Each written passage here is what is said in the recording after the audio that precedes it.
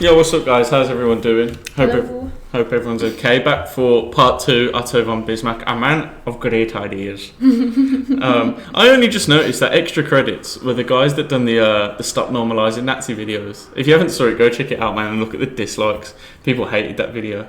It's basically extra credits moaning about that, like, you know when you play Call of Duty and like you're the Americans or the British, and then like when you swap teams it makes you be the Germans, and it's like you didn't ask my permission to be German. Like, can you make you play as Nazis? I remember it didn't go viral, but it became a meme for a little bit, and I just never put 2 and 2 together that this was extra credits. Look at me supporting. The more you know. I know, man. I'm basically part of Antifa now. Hey, you'd be surprised how many unsubscribers that makes me take the piss out of Antifa. What is Antifa? Let's just not talk about that. Okay. Is it a place? Sounds like Tortuga. Is it a place? What? I thought you said is Antifa a place. Yeah. No, it's... Did it not make you think of Tortuga? From Pirates of the Caribbean? Yeah. Tortuga. Yeah, we're just not going to talk about Antifa because when I have it, it's got me in trouble. So you don't want to go on holiday there, nothing. Yeah, but to be fair, a lot of people did come to my defence in the comments. But but it's not a place. It's not a place. Antifa is not a place. Okay. Confirmed. Okay. Yeah. Start the thing, play the thing. So, sorry, we're going to get into the video now. Like, comment, subscribe, all of that. 1848, the People's Spring. Springtime of Nations, the year of revolution.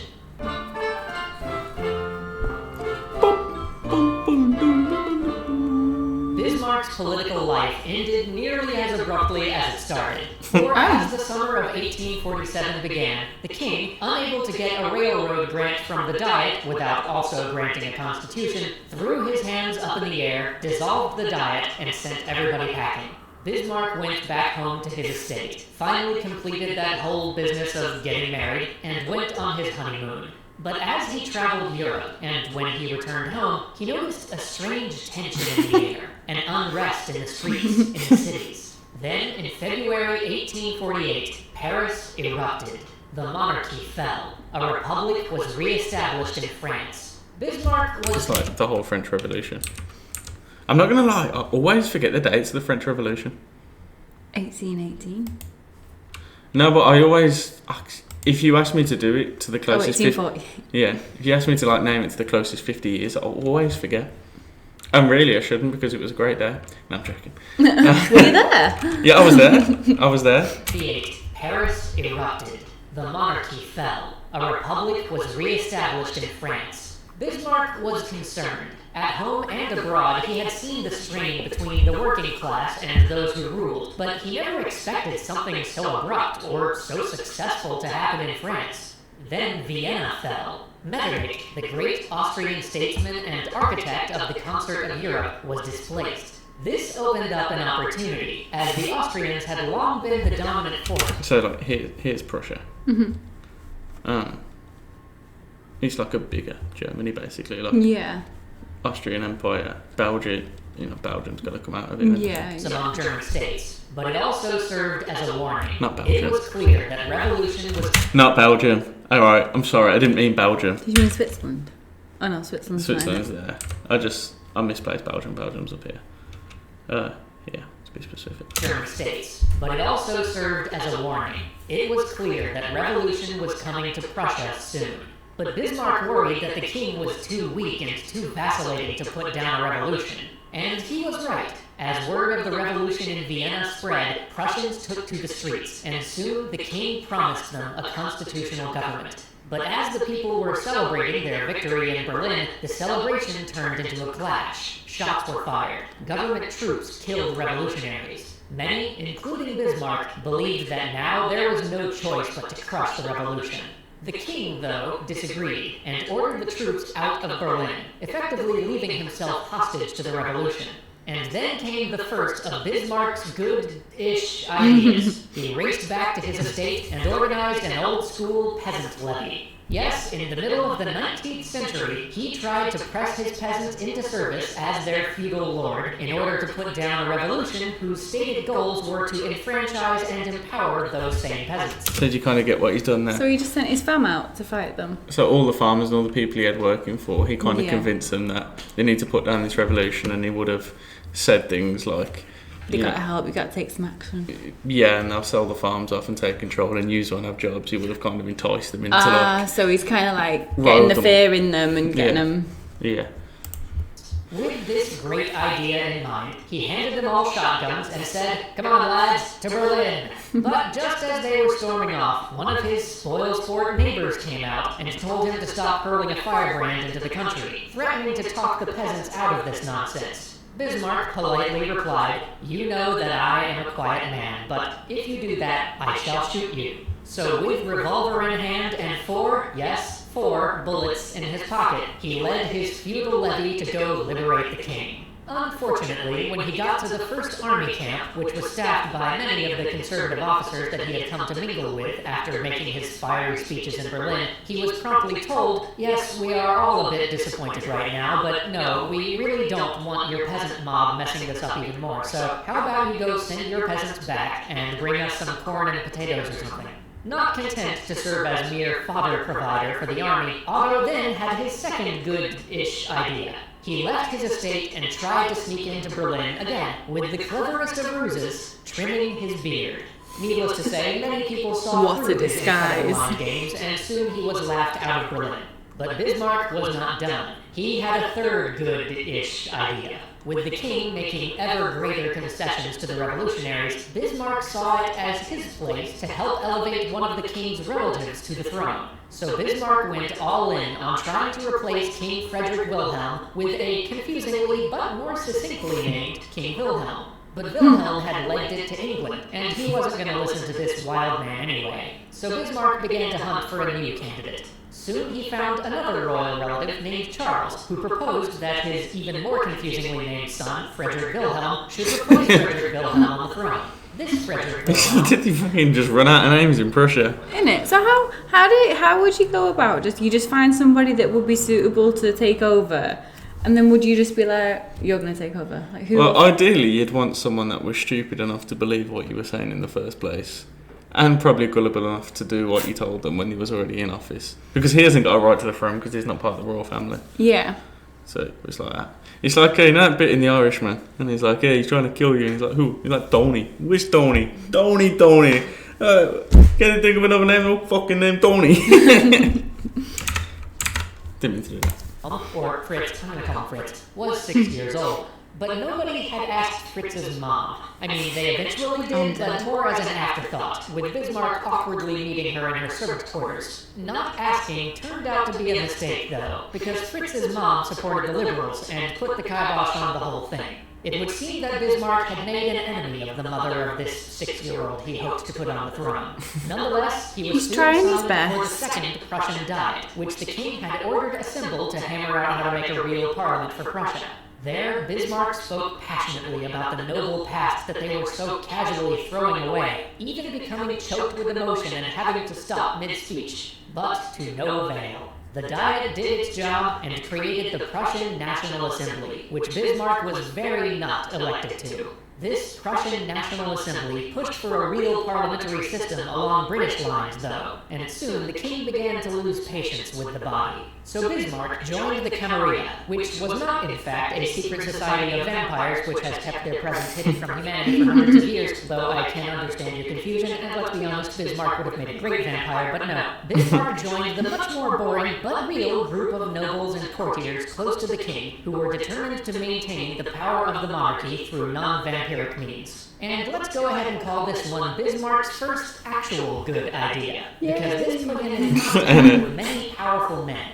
But even though, by all accounts, he was an effective member of the society, and even though he had amplified the conservative voice in Prussian politics by establishing a newspaper, when the liberal cause fell apart and the conservatives once again became ascendant, he was passed over for a cabinet position. They were very happy to use him when a radical was needed, but once the time came to re-establish order, the wild man was cast aside. Oh, so they just got rid of him then, like... Yeah, that happens a lot though. The radicals seem to, like, rise when there's a lot going on, and during peacetime they seem to fade into the background. Like, kind of like Churchill. Not that Churchill was necessarily radical in his politics, but he was kind of a loud-spoken man, wasn't he? And he was great for wartime, but not so much for peacetime. Then when the war was over, it was like, okay, you done what you're good at. Yeah, no, but a lot of people don't like Churchill nowadays, do they? No. What are you going to do? Forget about it. So Bismarck returns to his estate to witness the birth of his first child. But Bismarck had a plan. Bismarck always had a plan. And he'd been away for ages. What do you mean? And he'd been away doing, like, all his stuff for ages. How's he coming home to having a kid? Oh, yeah. Oh. Yeah, he was probably, he's probably working from home some days, wasn't he? Okay, yeah. The man was cast aside. So Bismarck returns to his estate to witness the birth of his first child. But Bismarck had a plan. Bismarck always had a plan. You see, even though the liberals had failed to get anything like the constitution they had wanted, they had gotten a constitution, and with it a parliament, the Landtag. And Bismarck, always a pragmatist under whatever colors he may have worn, decided to get himself elected to this new body. The fight was fierce. He knew that he wouldn't get elected in his own region, so he decided to run for office in the city of Brandenburg. But there he was an outsider, running against the local mayor. He acted with vigor, describing his campaign headquarters as a military camp, with messengers running in and out at all hours, and strategy being formulated so that he never missed an opportunity to speak to the few hundred men who would eventually determine the representative for Brandenburg. It's weird how, like, on the run-up to his election, he was a lot like Hitler. Hitler was very good at, like, speech. He was a great orator. Yeah. Like, I know he was an evil bastard and that, but he was arguably one of the best orators of all time. And he was very passionate, and people believed what he said, and the people really liked Hitler. He just had, like, the gift of the gab then, is he was just really good at it. Because Hitler obviously started speaking off in pubs and taverns and that, and he rose. But it's weird that how competent and conscientious he is. Like Bismarck, I mean. He won by 25 votes. Now he was once again at the center of things, and the question at hand on everybody's mind was the... I wasn't comparing Bismarck to Hitler on a moral level either, just to clear that up. It's just the way he got his votes. By 25 votes. Now he was once again at the center of things, and the question at hand on everybody's mind was the unification of Germany. If the 39 German states that had survived the Napoleonic invasion banded together, they could change the face of European politics forever. But how to achieve that was a matter of some debate. They could either come together under Austria or under Prussia. But Austria rejected the possibility of unification, because the Austro-Hungarian Empire and the Habsburg-inherited lands included far more territory than just the German portions. And the whole point of unification was German nationalism. Germans would never accept rule by a sovereign who was also ruling over other nations. This meant that the Austrians would either have to divide their empire and give some other branch of the family their German territories, or simply reject unification outright, and they chose the latter. The German National Assembly, which was different from the Landtag in that it represented all German states, decided, with little other choice, to offer the imperial crown to Frederick Wilhelm. Nobles in the Landtag, including Bismarck, urged him to accept, but the king rejected the proposal, and this allowed Bismarck the opportunity to rail against the constitution that would have come with it. He was blasted by the press, and sure of losing his seat in the next election. But when the king dissolved the Landtag, he changed the election rules for the next session in ways that favored landowners like Bismarck, which ensured his re-election. After giving some blistering speeches on the role of the monarchy and some strong invectives against even the monarch's own move toward a constitutional unification, Bismarck got himself moved to the new assembly debating the question of unification. God, he really was conservative, wasn't he? He was not liberal in anything that he'd done, man. He was just like, no traditional ways, no new progressive stuff, no new shit. We keep it like this is how it's going to be. Yeah. Even the monarch's own move toward a constitutional unification, Bismarck got himself moved to the new assembly debating the question of unification. But before that could go anywhere, he got caught up in the next great conflict. The war over territory seemed to loom between Austria and Prussia, and it is here that we see the evolution of Bismarck. Because though in many ways he was and always would be a man of war, when a settlement was offered and many pushed to reject it and go to war instead, Bismarck rose and said, "It is unworthy of a great state to fight for something which does not concern its own interest. Gentlemen, show me an objective worthy of war, and I will go along with you." It is easy enough for a statesman to ride the popular wave from the comfort of his own fireside, making thunderous speeches from the rostrum, letting the public sound the trumpets of war, and leaving it to the musketeer, bleeding out his life's blood in the snowy wastes to settle whether policies end in glory or in failure. Nothing is simpler, but woe to any statesman who, at such a time, fails to find a cause of war which will stand up to scrutiny once the fighting is over. And so begins the transformation of Bismarck the Radical to Bismarck, man of realpolitik. He smashed it, didn't he? Really He smashed did. that. I mean, it just goes to show what happens when you got someone that's competent and conscientious and willing to put their a lot on the line for it. Like, he was just willing to put all his chips in one basket, wasn't he? Yeah. All his eggs in one basket, even. Yeah. And that was at least he found something he was passionate about. Yeah, I know, because his whole early life he was half-assed in a lot of things, wasn't he? He liked law and that. I suppose he was just cramming in his politics knowledge as well, along with his necrophilia, as you so nicely put it. Yeah, guys, I hope you enjoyed that. Obviously, we'll do episode 3.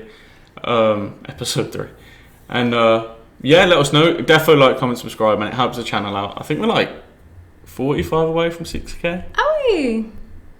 No, I'm joking. Are you? No, I'm joking. It's all you. All you. No. So like, comment, subscribe, guys, and let us know what else you want to see after we've done this. A lot of people are saying oversimplified. A lot of people are saying extra credit. So just let us know. Peace out.